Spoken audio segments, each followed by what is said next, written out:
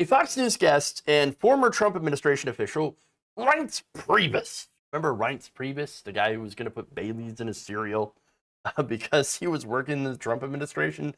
Well, he's back, and he says the Democrats, the left hates cows.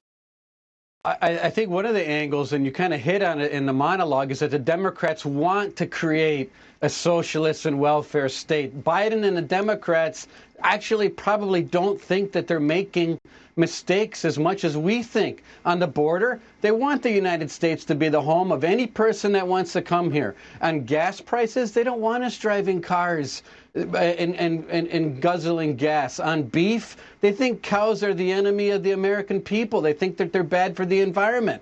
Saul Alinsky spelled it out. Remember we used to talk about this? He said to create a socialist state, you increase poverty, you increase people's dependence on government, you increase debt, and you increase taxes, and you create a welfare state where every person is dependent on all the free things that government gives them. They have created, and what they want to create, is a Soviet-style government state where people have to go vote to preserve everything that's free to them. This is what they want to do. What? Wait, okay, hold on. There's a lot of nonsense in there.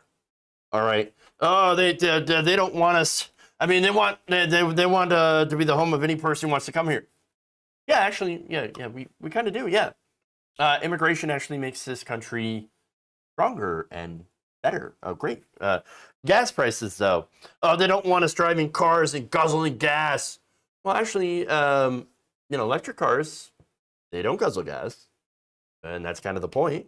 You think the cows are the enemy of the American people? No. Here's the thing, right? I actually a lot of us love cows. Vegans love cows more than anybody. That's why they want to save the cows. For me, I like steak, I like hamburger, all that stuff. So that's absolutely ridiculous. So now, is it true that we want a welfare state? Actually, yes, kind of, yeah. Scandinavia, the countries where people are happier and actually score higher on the freedom index than the United States. Hell yeah, sign us up. Yeah, and that actually just means, imagine having your healthcare paid for by your taxes. Imagine having your money go to higher education. That enriches the country. How about having a higher standard of living and a government that spends tax money on you instead of corporations? That sounds awesome. How about more high quality public transportation? That's something that we don't have here in America, but they have in other countries. High quality public transportation. That way you don't need as many cars in the road. There's less congestion, there's less traffic. And it's actually easier and better to get around in the cities. That would be great. Yes, sure. Less reliance on fossil fuels, cleaner air. That sounds wonderful. What is bad about any of this? Then he's like, can you believe it? I can't believe that they think cows are the enemy of the people. So now the insanity he continues to bring up is Saul Alinsky. So now Saul Alinsky is somebody the right loves to bring up, loves to beat up, almost as much as Karl Marx. Okay? So now on rules for radicals, right? And they always mention this, and they usually tie it to Clinton, and they usually tie it to Obama. Oh, the rules for radicals. Rules for radicals. Oh, my God, it's the Communist Playbook manifesto. Nope, not at all. Everything that Priebus said about that, complete and utter nonsense. It's false. Alinsky actually didn't say anything like that. Alinsky basically talked about power tactics, how you can gain power. So he's got some rules. Now, conservatives, I know you all love rules, right? If you're a Republican, you absolutely love rules, unless it has to do with masks. But, rules for women and abortions, yes, they're all about that. When it comes to rules for masks and vaccination, no, they hate those. But when it comes to Jordan Peterson's 12 rules, Well, they love those rules. Fantastic.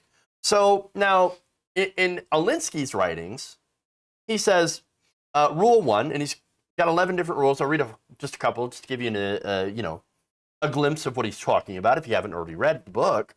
He says, power is not only what you have, but what the enemy thinks you have. Okay? Never go outside the experience of your people. When an action is outside the experience of the people, the result is confusion, fear, and retreat. Okay? Rule 3, whenever possible, go outside the experience of the enemy. Here you want to cause confusion, fear, and retreat. The 4th rule is make an enemy live up to their own book of rules. You can kill them with this in a figurative way, not a literal way. It is almost impossible to counterattack ridicule. Also, it infuriates the opposition, who then react to your advantage. And so that's really it. I'm sorry. The 4th rule, actually, I had read the 5th rule. 4th rule is make an enemy live up to their own book of rules. So, for example, if you're debating a Christian or whatever, a so-called Christian conservative, they're like, well, like, for example, the issue on abortion, right? You realize the Bible is pro-abortion. That's an example of using their own book against them, because the Bible does allow abortion. In fact, it doesn't say anything other than how to create a mixture to cause an abortion, the bitter water. Yeah. And so, and he says, Alinsky wrote, you can kill them with this, for they can no more obey their own rules than the Christian church can live up to Christianity. So none of that has anything to do with like, oh, create poverty, independence on the state. No, there's nothing in there at all. It's just tactics for politics. And that's it. And about trying to gain power. I mean, and here's the thing about that, right? All we want is for our tax money. We pay our taxes, right? We want things in return for those taxes. That's it. You know, and the reason that the government is a good proxy for that is that instead of using the market for things like health insurance and education, we would use the government for it, because it basically, and the reason we use government is because it's public goods that enrich the rest of society. The government has the ability to pull resources together and as well keep prices low. Now, the government itself is not a for-profit entity. It's supposed to speak on behalf of all of us to those companies, to those industries, and negotiate. That's why we want, for example, the government, Medicare, to negotiate drug prices with the pharmaceutical companies, because they would negotiate the prices down to a level of where more people could afford it, could afford that medication. And so that's what makes sense. Keeping some things in the realm of, you know, a public good, right? And other things, like, for example, public transportation, but also keeping private things in the private sector that make sense, like sneakers. I don't want to buy government sneakers, right? Or government shoes or government shirts or anything like that. No. So there is a difference here. What he's describing is just nonsense. Absolute nonsense.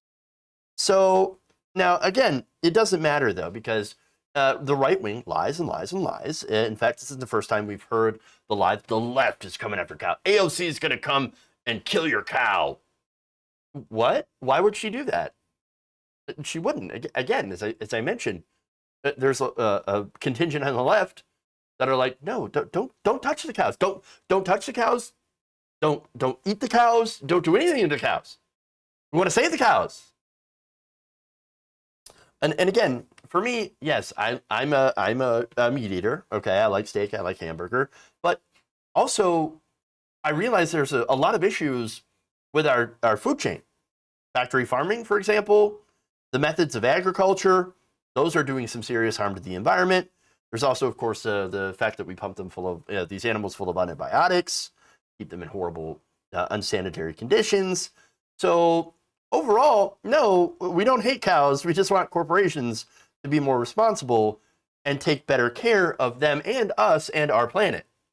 That's it. That's it. If that means cutting down on my personal consumption, that's a choice that I can make. And that sucks because you got to do what you got to do, right? That said, I don't think we're to that point, because at this point, 100 corporations are responsible for 70% of the emissions.